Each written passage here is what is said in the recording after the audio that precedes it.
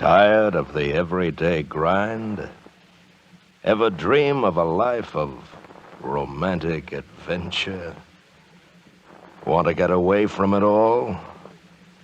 We offer you Escape. Escape, designed to free you from the four walls of today for a half hour of high adventure.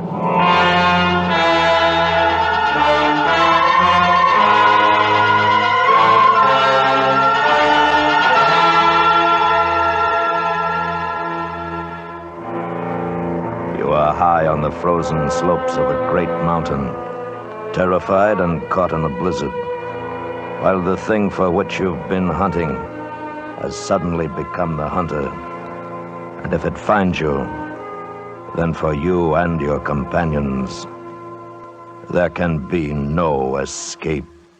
So listen now as Escape brings you Anthony Ellis's exciting story, The Abominable Snowman.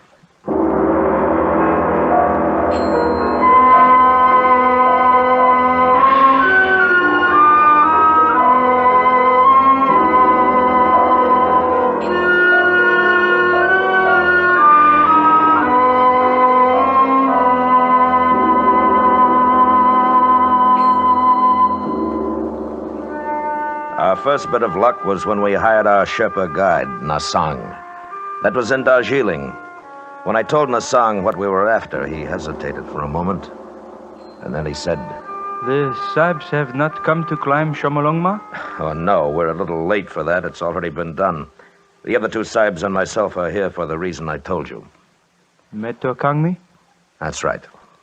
The Sahibs always hire me to climb the mountain with them, but never this. Are you afraid of them? I have seen one. You've seen one? Yes, many of us have seen them. Wait a minute. Alan, Yeah. What's that? I'm interviewing a Sherpa in here. He says he's seen one of the things. Hey, Where's Frank? went out to get some tobacco. Yeah. All right, come on in. I think this is our man. All right. Nasang, this is Mr. Ferris. Sahib, Hello, Nasang. Nasang was telling me about what he'd seen. Go ahead, Nasang. it has a face that is evil. And when it saw me, it uttered a strange cry and bounded away.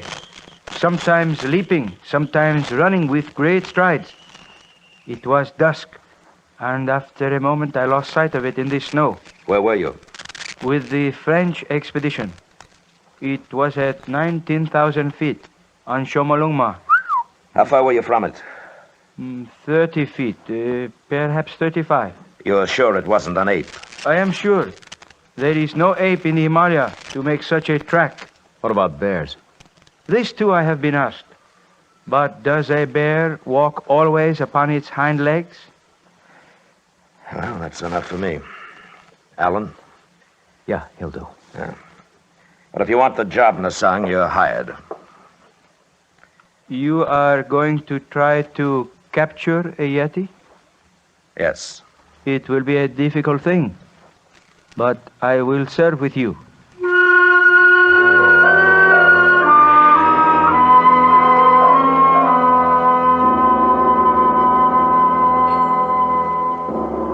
Yeti, Wild Man, Netokangmi, Abominable Snowman. That's the name the natives had for the things, and Alan Ferris, Frank Davis, and I were going to try to get one. We'd all done some climbing, but climbing was secondary here. Expeditions since the beginning of the 20th century had heard of the Abominable Snowman, observed their tracks, and one or two white men claimed to have seen them. Great ape, bear, monkey, wild men, we didn't know, but we were going to find out.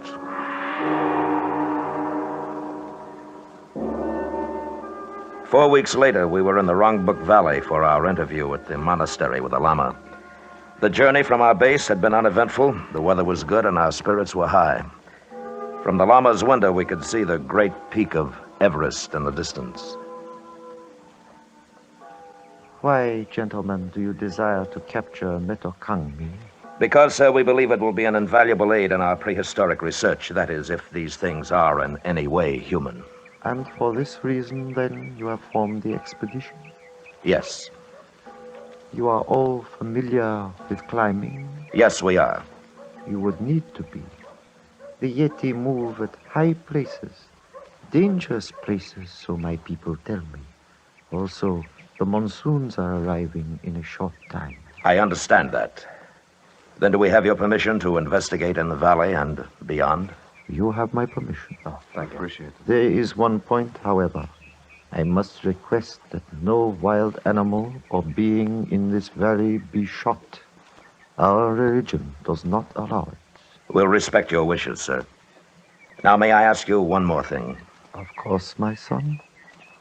Do you believe in the existence of Metokangmi? I myself have never seen them, but I know that they live here, above the valley, on the goddess mother of the world. It is also true that at least 5, and possibly more, inhabit the upper Rongbuk and its glaciers. Thank you. Do you have porters? Our guide Nasang is hiring them now. Yeah. I trust that he meets with good fortune.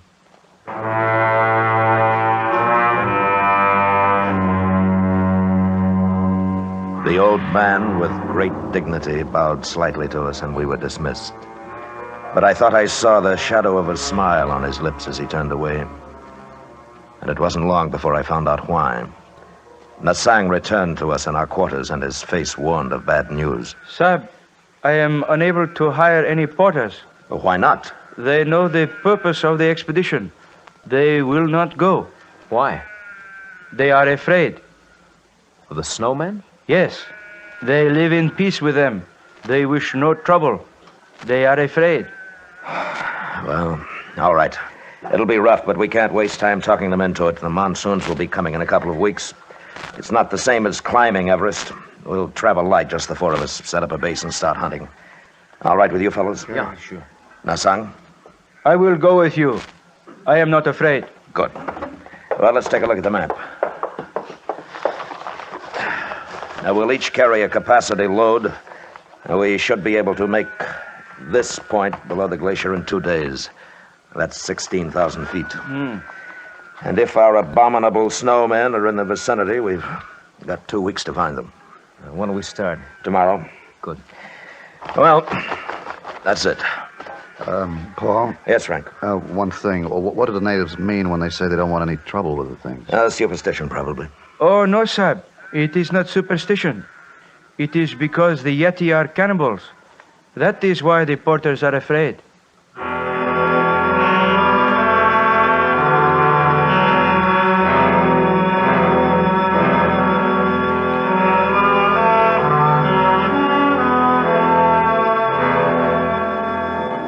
The weather turned ugly the day we left the village. A cold Tibetan wind blew down from the west, and with our heavy packs, it took us much longer than we'd thought to arrive at the point just below the Rongbuk Glacier. We set up our camp and made ourselves as comfortable as we could. The next morning wasn't so bad. There was a heavy overcast, a promise of snow, and the peak of Everest looming over us was shrouded in clouds. The 4 of us sat in the tent looking at our charts and drinking hot tea. I figured it'd be easiest if we started at the East Glacier. It's only about 3 miles from here, and with the weather as stinking as it is, we won't run too much of a risk. What do you think, Paul? Well, that sounds all right. What do you say we split up? You and Nasang, Alan and me. We'll work up on either side of the ridge, here. And if we spot any tracks, fire 2 shots. Yeah, good enough. Now, the big thing, though, no matter what, don't shoot at the thing if you do see it. Okay? Okay. All right. If we lose touch with each other, we'll meet back here at 5. All right, let's get going.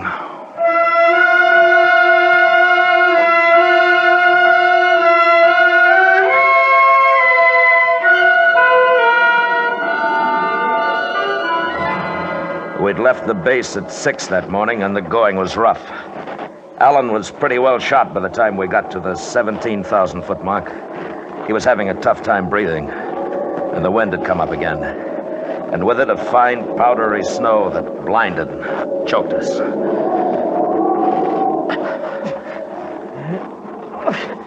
Hey, I gotta take 5. All right. Here, move over here. Might cut some of the wind. Oh, that's better. Oh, we might as well start back for the base. We couldn't see anything in this anyhow. You know, right now, I don't care whether we do or not. This is good weather. Wait until the monsoons start. No, not me. Oh, I'm cold. I've never been so cold in all my life.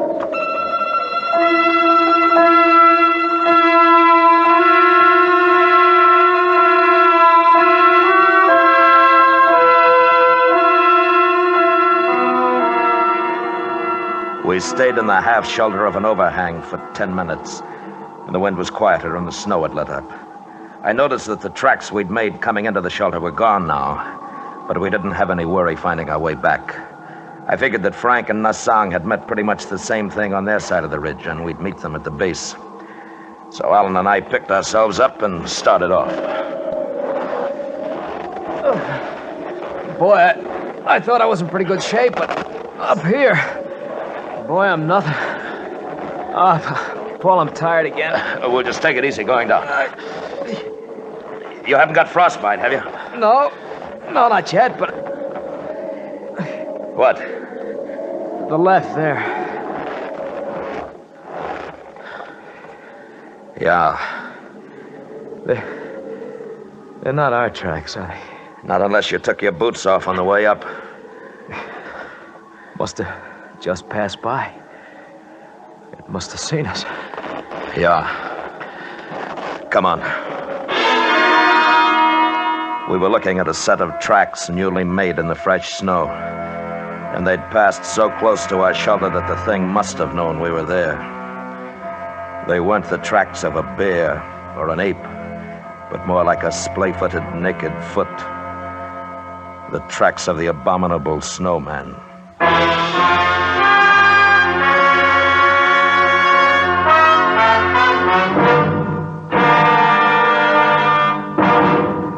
We will return to Escape in just a moment, but first, 30 million school children make their way back to class this year. There are just 10 million too many for existing school facilities. Contact Better Schools, 2 West 45th Street, New York 19, for information on ending this menace to America's educational standards. And now, back to Escape.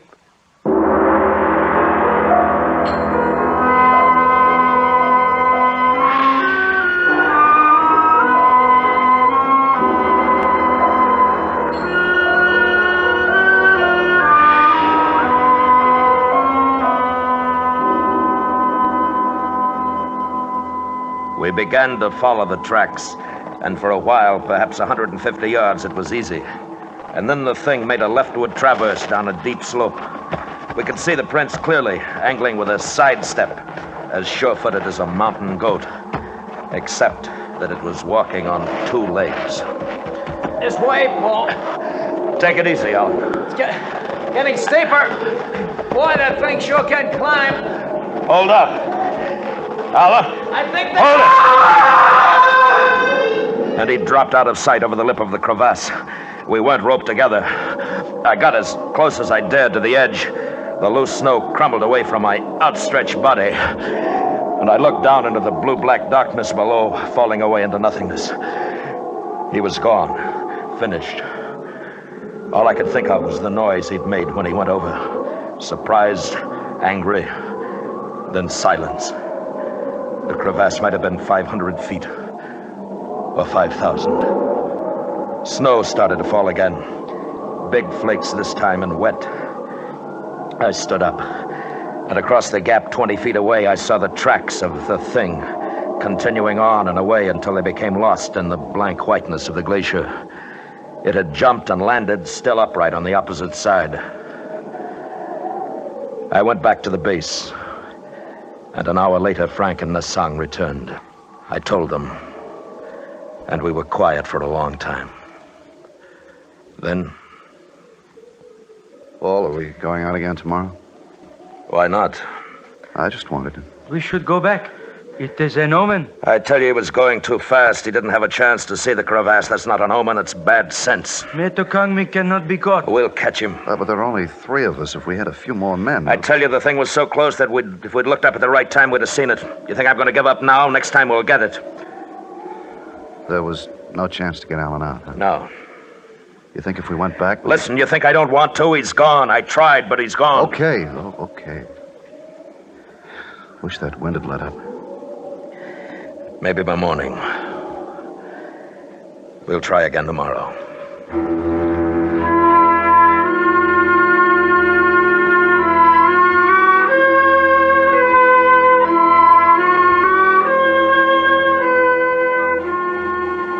It was cold that night, and somehow colder because Alan was gone. I heard Frank tossing around, and I knew he was thinking about a body, broken and lonely, lost somewhere in a deep and dark place. In the morning, the 3 of us packed our gear, camera, food. It was a light pack, and we started up again. This time to a crest above the ridge. It was tougher than it looked, and we weren't even halfway up before we had to rest. And as I looked to the west, I saw clouds boiling up. Not white, but somber, threatening. And below, the valley looked grim, ugly gray. And then the sun was gone. And we kept on going up. And then I had a strange feeling. It was nothing I could see, nothing I could hear, only a sensation of being watched, followed. Wait a minute. See something? No. I have felt it too, Sahib. Something following us? Yes. It is Metokangmi. How do you know? It can be nothing else. At this height, there is nothing else that lives. Maybe it's curious. No, don't turn around, Frank. Listen. When we get up to the crest, you 2 flop down. Stay in sight of the slope here. What are you going to do? Move around the hump and watch. If it thinks we're all together, it may come close enough to give us a chance to get it. You better watch your step. It looks nasty. I will. Now, come on. It took us another 15 minutes to get up to the crest, and then Frank and Nasang hunched down to rest. They were in clear view of the slope we just ascended. I moved back out of sight and made my way toward the hump, which backed a long shelf on the north side of the crest. In a couple of minutes, I lost sight of them and of the slope. The wind had increased, and the clouds had spread now to become an iron gray canopy over the mountain. It was getting colder again. I don't think it took over 5 minutes to reach my lookout point. And when I did, I had a perfect view of the ground we'd covered. There was nothing there. The men were out of sight. And I waited. A minute.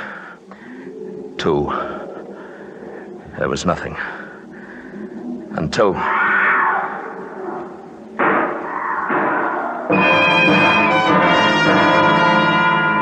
It came, carried on the wind, a cry and then shots.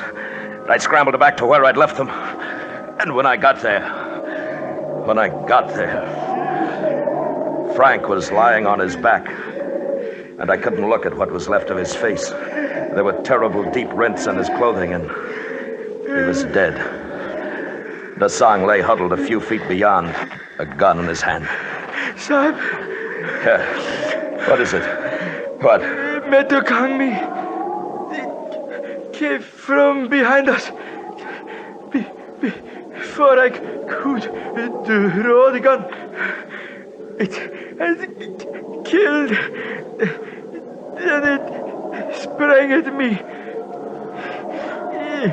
It is strong, Sahib, with the strength of 10 men. All right, can you sit up? My leg, it struck at me, my leg broken. I shot at it, but I missed. It jumped away and was gone. Okay. We'll have to figure out a way to get you down. We were 4 hours from camp, and with Nasang practically helpless, it could well be 4 days or never. I buried Frank where he was lying, then began to work down the slope. Nasang was in great pain. He half slid and crawled as best he could. That part of it wasn't too bad. Then we were at the bottom, and there was a ledge to climb. It took well over 2 hours to do that, and we still had 3 miles of difficult terrain to cover. The stops became more frequent. Sam, leave me here. Go back. No. My leg is frozen. There is no feeling anymore. I shall not live much longer. Don't be a fool. After a rest, you'll be able to go on. Soon the night comes. If we are both caught here, we both die. There will be snow, much snow. Leave me, Sam. No, we're going back together. Please, let me sleep. Let me sleep here.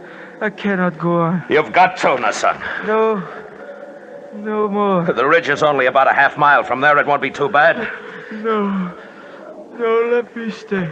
Nasang. Let me sleep. No. No, come on, Nasang. Come on, you're not going to sleep. Sam, You'll be Sam, all right. Behind you, Sam.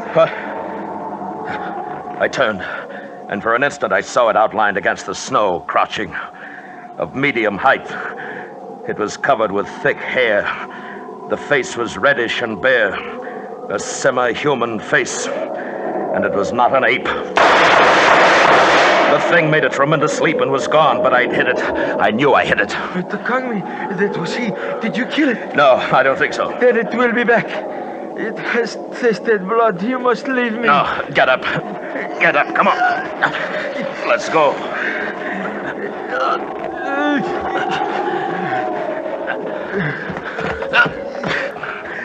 Nasang! I am very sorry, Sam. Will you ask the Lama to make a prayer for me? Sure. Sure I will, Nasang, but... Give my pay to my wife in Darjeeling. I'm sorry, Sam. I die. Nasang? Nasang?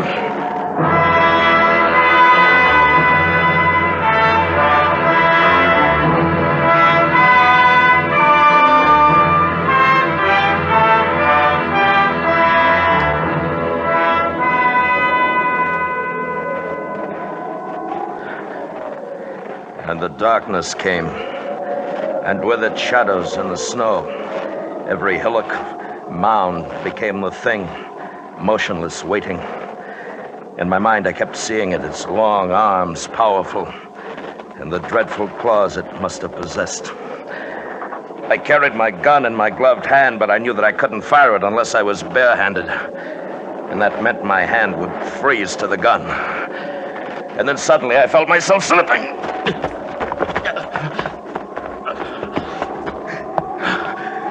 It was a short incline, but when I reached the bottom, the gun was gone.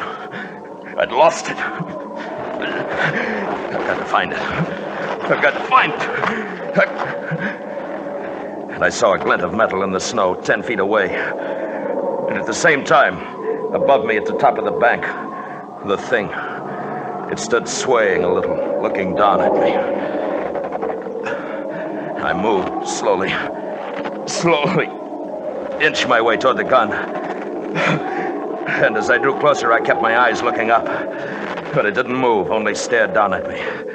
And I thought I saw its little eyes glittering. And I thought, if the gun's frozen now, if it's frozen, doesn't fire. And I was nearer to it, near enough to take off my glove. But that moment in which I'd have to bend to pick it up, that's when it would leap down at me, tear my throat out, tear, and I had the gun and I pulled the trigger.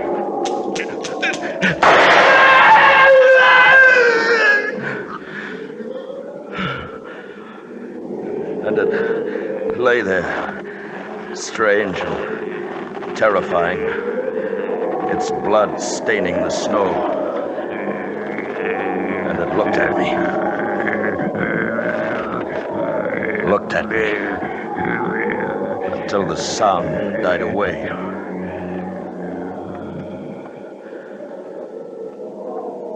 It was dead,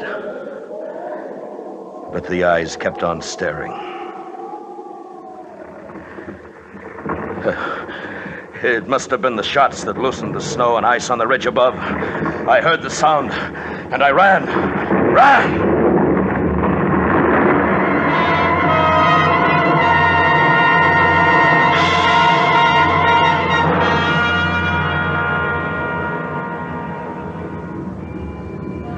It passed me and swept on down toward the valley, the thunder of it dying in the distance.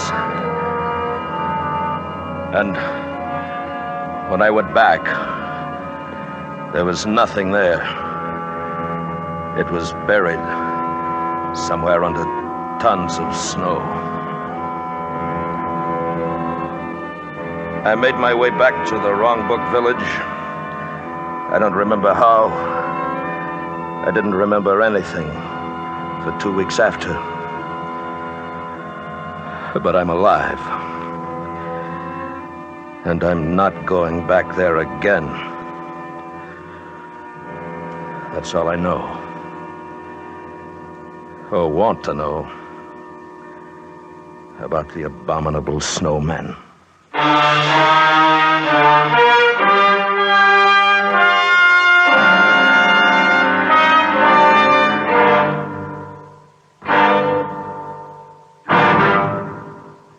Escape has brought you The Abominable Snowman, written and directed by Anthony Ellis, starring William Conrad as Lane.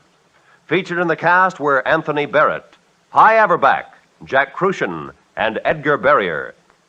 The special music for Escape was composed and conducted by Leith Stevens. Next week. You are a passenger aboard a submarine making its last peaceful voyage across the sea. While unknown to you, the captain has a plan, which, if it succeeds, will mean for you and the entire crew a fate from which there can be no escape. So listen next week, when Escape will bring you Marion Mosner and Francis Rosenwald's exciting story, The Log.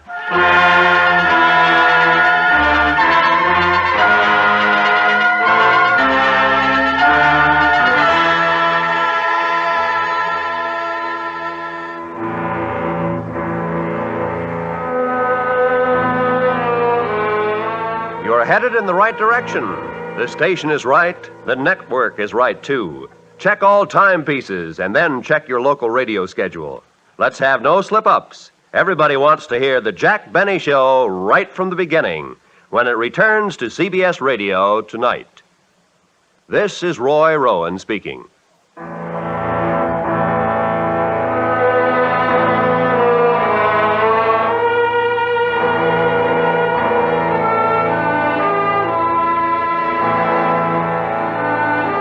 This is the CBS Radio Network.